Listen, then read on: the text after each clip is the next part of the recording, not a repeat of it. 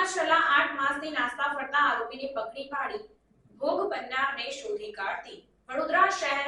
AHTUની team Vadodara શહેરમાં દાખલ થયેલ ગુનાઓમાં સંડોવાયેલ અને નાસ્તા ફરતા આરોપીઓને શોધવા તેમજ ગુમ અથવા અપહરણ થયેલ બાળકોને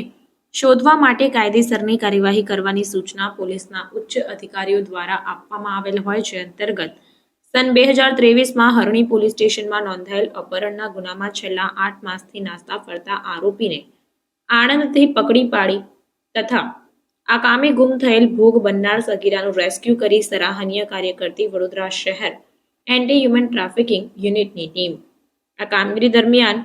આરોપી મનોજ ઉર્ફે ઠાકોર શંકરભાઈ વાદીની અટકાયત કરીને આગળની કાયદેસરની કાર્યવાહી હાથ ધરી છે.